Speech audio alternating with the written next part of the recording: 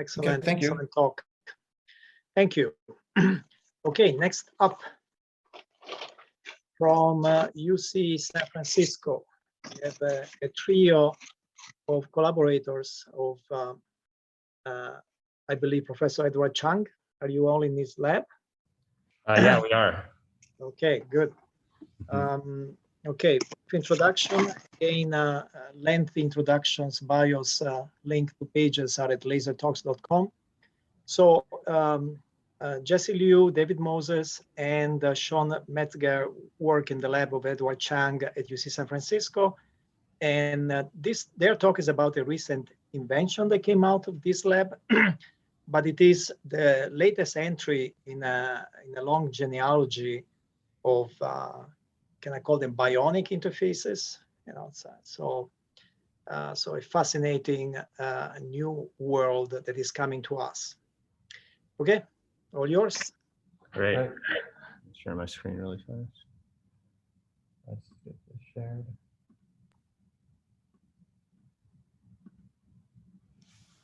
Cool. All right, can you see? You see the slide? Yes.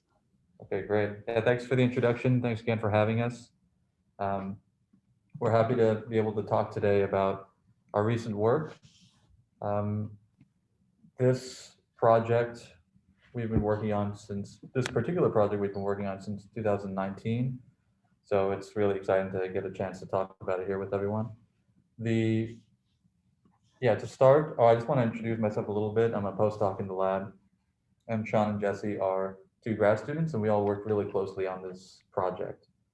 So yeah, let's just go ahead and get started.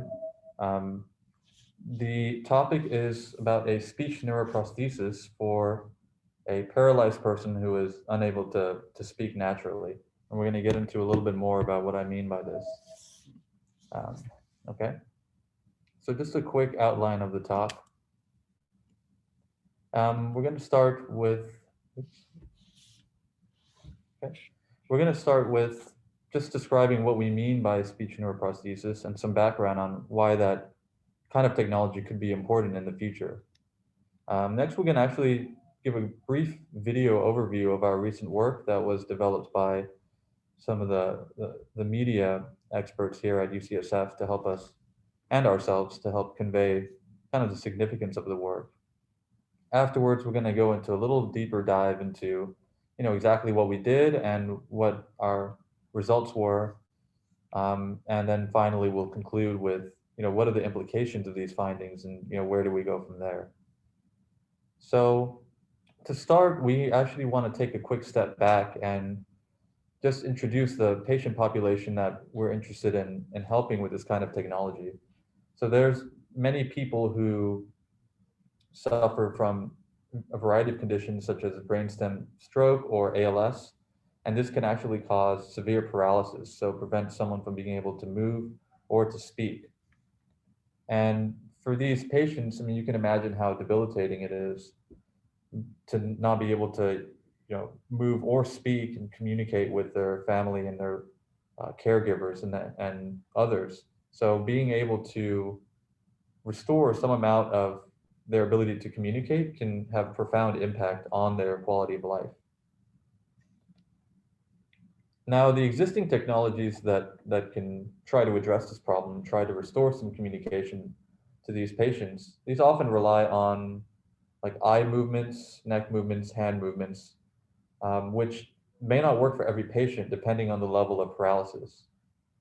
So as an alternative, there's this kind of group of applications called communication neuroprostheses or brain-computer interfaces. So this is a strategy, a general term for a strategy that involves translating brain activity into the intended messages that a person wants to communicate.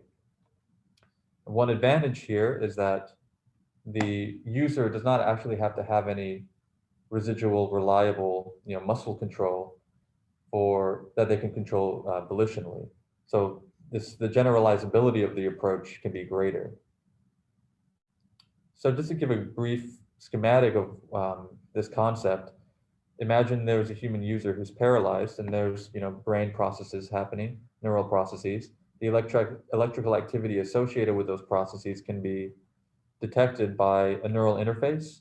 So here's some examples of existing neural interfaces that, they're all slightly different, but the goal is the same, to record brain activity. And by then processing those to some kind of, combination of hardware and software, you can actually decode their intended messages as the output. And these can be displayed on a screen or be used to control a personal device or speakers or other options. Now, currently, one of the most popular types of communication neuroprostheses are spelling-based. And so these enable users to spell out messages letter by letter using imagined hand or arm movements. So, for example, there was a study in 2016 in which someone who was a human patient who had locked-in syndrome, unable to move or to speak, is able to use their brain activity to control the computer cursor to spell out what they wanted to say. And in more recent work, someone was able to imagine handwriting and having the motor, the brain activity associated with those imagined handwriting movements used to, those were translated into text as well. And these are really promising and like remarkable accomplishments, but overall they're still relatively slow and effortful compared to natural speech.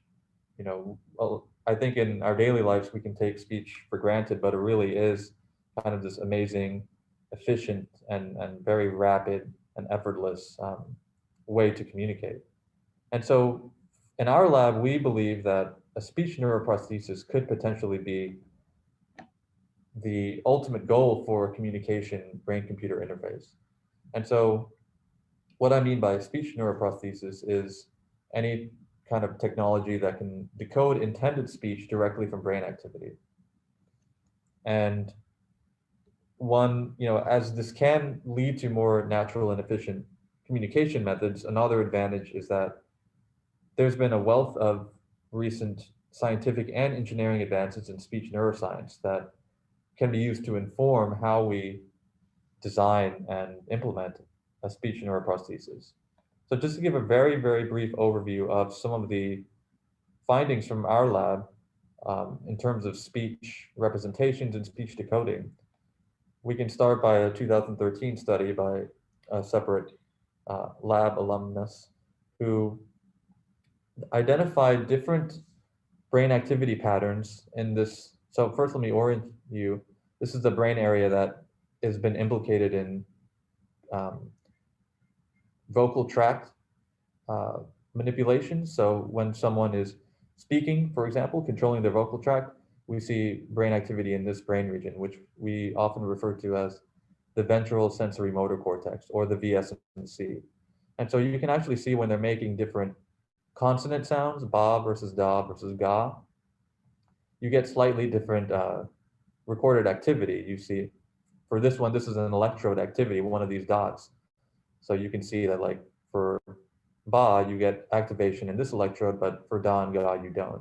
And so you can kind of study this when you build up more examples. You can get a better understanding of what kind of representations are in this brain area. And then in more engineering work, more recently, we were able to, or other lab members were able to convert the brain activity into actual articulatory representation. So how does the tongue move? How does the jaw move? And then those are then translated into actual speech waveforms. So like an acoustic signal that's generated directly from brain activity. And this was, moderately successful. It was very, very convincing proof of concept in this kind of approach. And then, as this is the last example I'm going to show, there was a similar effort, but this was a text decoding of sentences. So this is taking brain activity and eventually decoding a sentence from that. Okay, but so an open question from all this research is, can this work for patients with paralysis? This is all for people who are able to speak naturally. And so this led us to start a clinical trial for long-term communication and movement restoration. And this is a joint effort between our lab and Dr. Kiran Ganguly's lab. They focus on more motor restoration, and we focus more on speech. And so our goals on the speech side are to develop speech decoding techniques, ensure that all of our approaches are safe and viable for a long-term application, and to eventually, develop a speech neuroprosthesis to help people who are unable to speak to communicate via speech again. Okay, so I'm just going to just show a brief 2-minute video that kind of summarizes what we're going to talk about today, which is the outcomes of our first major project in the Bravo clinical trial. Please let me know if you can't hear the audio. UCSF researchers have shown that full words and sentences can be decoded from the brain activity of a person with paralysis who is unable to speak. Dr. Edward Chang's team worked with a brainstem stroke survivor who lost the ability to articulate words 15 years ago. The man has relied on other, limited means to communicate.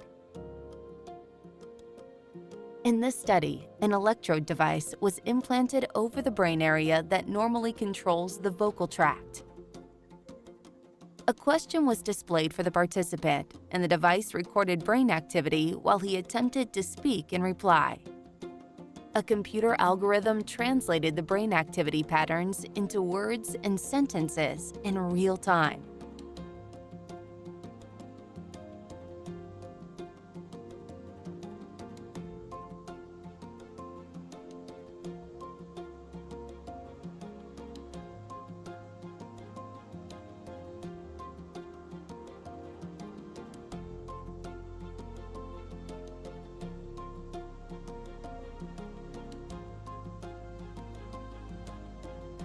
The computer algorithm was trained to differentiate among 50 words that could generate over 1,000 sentences. Words were decoded with up to 93% accuracy at 18 words per minute. This is the first time brain activity in the speech cortex of a paralyzed person has been decoded into full words. The advance paves the way for new technology to restore natural and rapid communication for people with severe paralysis.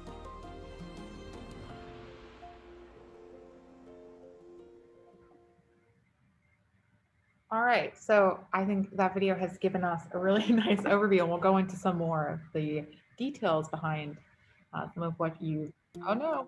UCSF. There we go. So as you saw in the video, our very first Bravo clinical trial participant, who we've affectionately nicknamed Bravo 1, has severe paralysis and anarthria. So anarthria is the loss of the ability to articulate speech. He has this condition because he suffered a brainstem stroke after a pretty bad car accident when he was about 20 years old. But he is completely cognitively intact. The issue is due to the paralysis and his inability to control his facial muscles, but he knows exactly what he wants to say. He can read and listen and understand everything around him. It just has an issue with getting the actual output. As you saw in the video, he has some residual movements in his face and neck, so he can make some sounds, but he's not able to speak intelligibly. So if you heard him speaking, you wouldn't actually understand what he says, although he's able to make some of those sounds. So currently, he uses this residual neck movement to sort of type on the touchpad with this kind of elongated stick on a ball cap. So Bravo 1 has a custom 128 channel electrode array. This is a method that's called electrocorticography, or ECOG. And so these flat disc-shaped electrodes that make up this array can record the electrical activity from his brain. And that electrical activity corresponds to neurons firing and all of the patterns that come from that firing. And so we can try and correlate that to some attempted speech. This array is connected to this digital connector. And you can see in the full system, that goes to a wired connection in what's a pretty substantial neural processing system. After we process the neural signals and run them through some decoders and classifiers, which we'll talk about next, we can display the output on the screen of what our decoders think he was trying to say. And you can see that as each word pops up. Our decoding approach is really kind of three-pronged. So we have the raw cortical signals. So this is that electrode activity that is being recorded from that array that's on his brain. We do some minimal neural signal processing to extract meaningful cortical signals. And then we have sort of three models here. We first have a speech detection model, which is running in real time. So it's continuously scanning, trying to see when he's attempting to speak. So this is related to volitional attempts, him really trying to say something. And that model is picking up a window of activity that is relevant to whatever he is trying to say. Once that window is identified, that's then passed to a word classifier, which takes in that window of neural activity and gives a probability vector. So the probability that any of these 50 words are being said. And we have that probability vector for every single word that he's trying to say. And we can additionally run a language model on top of that to decode the most likely sentence. So even though, for example, in this second attempt, the most probable word is are, but the third probable word is am, and that is what makes the most correct sentence. So that model, that language model is, statistical model of English. So I mentioned these, bunch of models. The way that we train these models is we had an isolated speech task where one word was presented on the screen at a time to the participant. So we knew what he was trying to say, but it was just one at a time. And so we used recurrent neural network models trained on these windows of activity to give those probability vectors. And these models were inspired by recent advances in ASR and machine learning. And they worked out pretty well for us. Yeah, so now I'll talk a little bit more about kind of the results we were able to see. So here you have the first 50 words we decoded. So we had this vocabulary, which was chosen to try to give him maximal expressivity. And he had a hand too in choosing this vocabulary. And so what you're seeing here on the screen is a confusion matrix. So basically on the left, we have the target word. So this is the word that he was trying to say. And then the x-axis is the predicted word. So that shows which word the neural classifier said was most likely, given each target word. And so you can see this strong diagonal. That means that most of the time, the predicted word is the target word. And so we saw accuracy of about 50% overall across all these 50 words. And you can see here too in the confusion matrix that some similar words get predicted as each other. So for example, is and it are very similar, and so it confuses those. And same thing with no and not. They are confused with each other. And so, yeah, overall, this is a promising sign that his neural activity is discriminable. Now, like Jessie mentioned before, using a language model is really helpful, especially given we don't always get the sentence right. So here we have some example sentences that our participant was producing. I think this is nice to kind of show the variety of sentences that he was able to make, even with such a small vocabulary. We were able to get over 1,000 different sentences that were possible, but we used a smaller set to evaluate our device, but this is just a subset of those. And so you can see that when we just take the most likely prediction at each time point for each word, they're not perfect, right? And you get some sentences that don't really make sense, like you am, are you, right? Or I need my thirsty, doesn't really make sense in English. You do, however, see that the decoder is able to get some sentences right without even using the LM. So for example, what do you do is correctly decoded. But using the language model, right, we're able to use the fact that the classifier is predicting the probability of all of the words in the vocabulary to then find, the most likely sentences when incorporating, some of the structure of English. So we evaluate the probability of all these words going together and then incorporate that with the probability of each word from the classifier.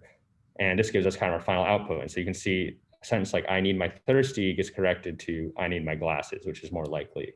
And in one case, we even had the correct sentence, but my family is good was more likely than my family is here. So sometimes it messes things up, but overall you can see the effect is very good and it corrects a lot of our mistakes. So here we show the word error rate, which is the number of insertions, deletions, and substitutions you need to make to a decoded sentence, divided by the total number of words in a sentence. So a perfect sentence decoding would have a 0% word error rate. And so on the left, we have chance. So this is just feeding random predictions into the language model. And this shows that, we're not just using the language model to get good results. Then we look at just how the classifier was doing during the sentence decoding, and we see an accuracy of about 40%, so a word error rate of 60% here. But then when we include the language model, you can see we get a median word error rate around 25%. So this is pretty promising that we're able to get good results with this setup. And you can see we have pretty high words per minute. We're able to decode 15 words per minute median. And if we're looking at just correctly decoded words, it's around 12. And so the decoded sentence length is usually right. And so these word error rate metrics incorporate the detection as well, like Jessie was talking about. And sometimes the detection may not detect a word or may detect an extra word, but you can see for the vast majority of trials, we're getting the correct length. So then we also were wondering, where on Bravo 1's brain were these important signals coming from? And so we saw that there were important signals. So we evaluated this, using techniques from computer vision. So we were looking at which electrodes, like how much of a difference a small change on their activity would make on the predicted class. So you can see here in the detection, right? There's very strong importance in the dorsal precentral gyrus. And then for classification, a lot of the importance is still in the dorsal precentral gyrus, but also in the ventral sensory motor cortex, where we were looking before. Another interesting thing we wanted to look at was how the activity looked over time. So we have had recordings with this participant for a while, and we were looking at over a year of recordings. And so we saw very consistently evoked neural signals. So this is a single electrode, and he is trying to say goodbye. And you can see across time, it looks the same. And so then we looked at, if we're able to use the data across this entire, 81-week span, which is a very long time, to improve decoding. So we tested a decoder on data from weeks 79 to 81. And so using data from just that span of weeks, just a few weeks, we're able to get around 20% accuracy, right? But if we add more data from previous weeks, so now we're looking at weeks, spanning back almost 65 weeks from when we're evaluating it, it does help improve the accuracy. And we can go even further back in time. And now we're looking, over a year ago, and adding these signals still improves the accuracy. So this tells us that the signals remain pretty stable. Awesome. Okay, just to wrap up here, just wanted to kind of go over what the key findings are from our work. I think one really important finding is that someone who hasn't really been able to speak naturally for over 15 years still has these neural representations in the part of the brain that controls the vocal tract. And we can use these neural representations to actually translate, to decode what words and sentences they're trying to say. And then what Sean just talked about, it's really important for us to see that signals are stable enough throughout the study so that we can, this kind of illustrates the feasibility of the approach for a long-term application, which if we want to make this into a speech neuroprosthesis, we need to make sure that it can work in the long term. Okay, now briefly, just to go over kind of what we're thinking about next, we want to expand our vocabulary set from beyond just 50 words. We really need to show that the approach can work in other individuals, especially those with different underlying medical conditions, just to make sure that the approach is generalizable. And then there's also further improvements that could be made to the implant device itself. We're at 128 channels, but if we had more channels, it's possible that we get even more information and get better decoding in the end. So just to summarize, in this work, we showed that someone who is unable to speak naturally can actually control a speech neuroprosthesis to communicate. And this was enabled by, a lot of advances in various fields, speech neuroscience, hardware development, and, the artificial intelligence kind of deep learning technique development. And just to conclude, I think that it's really important to stress that we want other research teams, across the world to also try and contribute. This is the kind of a proof of concept that this is possible. And now that we've kind of opened this world of possibility, then hopefully other labs can work together in a collaborative effort throughout academia to try and, bring something really useful to people's lives who really need it. Okay, and just a quick shout out to everyone who helped to make this project possible, especially Bravo One and his family and caregivers, some of the other members of our team here at UCSF, and some of the folks who helped really immensely with the video and other aspects. So yeah, thank you. We can Thank you. Questions now. Great. I have lots of questions, and I see you have a couple of questions from the audience. I start. So first of all, the last physical laser we had at Stanford, I think it was the last one, February 2020, we had the Krishna Shenoy from Stanford, who is in your line of business. Mm-hmm.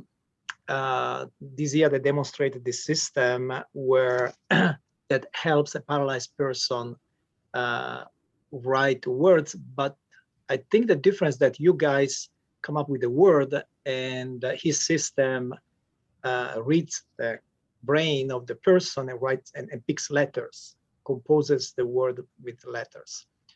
So generally speaking, if you have to summarize in a couple of short sentences, the different approach between the two, what's a different approach? Yeah, so we're getting a little reverb, but that's okay. So the main difference really is that, well, there's a few differences in the hardware. So they're using different, we're using kind of surface electrodes that sit on the surface of the brain, and they're using penetrating ones that kind of target a very specific area of the brain to record specific neurons. That's one major difference. The other is, yes, they're using like motor imagery, so imagined hand movements to do handwriting and to, write out a message letter by letter, which is, their work is really awesome. I think we all think it's really cool demonstration. But for us, this is the main difference is we are trying to translate attempts to speak, which we think is going to be more natural, and it's kind of, and for us, it's more exciting because we think speech is the ultimate form of communication, basically. And so we want. Yeah, so as somebody who is not an expert, I think the regions of the brain, the activity of the brain that these two teams explore are different. I mean, you're basically trying, you are reading the part of the brain that is trying to speak and cannot speak anymore. Whereas the Stanford team is really trying to read, in a sense, the thought. I mean, you imagine the letter and somehow they try to read that signal. So it's a different part of the brain, correct? Yeah, so they're also recording in motor cortex, but they're just looking at the region that controls the hand specifically. And so we actually do have a little coverage of that area, which the other team we work with is looking at. But yeah, they're also looking at motor cortex, but yeah, just very targeted, smaller area with the area that controls the hand. And for those who watch science fiction movies, they might be immediately alarmed. Oh my God, there is technology that reads my thoughts. We are very far from that day, right? Yeah. Yeah. Thank you for stressing that. This has to be controlled by actual attempts to speak. It cannot read any internal monologue, or there's no indication that exists that suggests that's even possible. So thank you, again, for stressing that, because we do get kind of the sci-fi, apocalyptic Yeah, well, the Patience. brain-computer interfaces are very popular because Elon Musk startup. I believe Facebook is also funding or collaborating with your lab on this research. They did provide through a sponsored academic research agreement. They helped to fund this project, but our contract with them ended earlier this year. Oh, I see. So they're no longer. So because of Silicon Valley, basically, Silicon Valley, of course, exaggerates what can be done with this technology. I believe Facebook wants to come up with the interfaces for their virtual reality projects and so on, but long way to go. Okay, maybe let's take questions from the audience. I see Kurt has a question. Yeah, so I think read it yourself. just to answer a few of these. So our electrodes, as I just mentioned in response to your question, they actually sit on the surface of the brain, so they don't penetrate into the cortex itself. But for example, the Chinoy group and others, they have electrodes that penetrate into the brain and have really small like tips, so they can record from single neurons. Ours records more of almost like a population level activity at a local field potential. So not from a single neuron, but from many neurons, and they just kind of sit on the surface of the brain. And then for the other question asking if the neural motor representations are similar among patients or if they vary. So we only have one clinical trial participant for this work, but just given our previous work with people who do have intact speech, it does look like there's always differences. Every brain is slightly different at least, but there is some shared like general brain areas of interest, how certain types of speech representations are encoded. So there are similarities, and actually there have been some projects in the lab, some previous research papers that have shown that you can take some information, you can take a model trained on one person and use it to improve a model trained on another person. So there is some underlying similarity in at least the structure of what's represented, but I don't think it'll ever be like you have a model of one brain and that can apply to other brains. That's a big challenge, of course. Okay. One more question. So, so there's been, work in trying to get paralyzed people to move, to speak, quote unquote speak, for a long time. I think what is happening today, thanks to progress in neuroscience and in AI computation in general, is that it's not real time, but that's the goal we are leading to. I believe you said it now. I don't remember if it's 15 or 18 words per minute, and Krishna, also it's in that range, which sounds still slow, but it's actually a lot faster than what could be done just 5 years ago. So, do you think that this can be improved, that the speed can be improved? I have no doubt that you can improve the accuracy, the amount of things that can be words, that can be, the vocabulary. But about the speed, you think there's hope that you can get to the point where the speed is almost the speed that we have now? Yeah, I think that's definitely possible. We've seen kind of with the decoding projects in healthy speakers, right? So some of the work we were referencing before, they're able to decode sentences of people just talking like we are right now. And so that's definitely something that we would aspire to do. And yeah, then you're looking at 100 to 150 words per minute. Okay, good. Excellent. I'm looking forward to hearing your talk in a couple of years. Sounds good.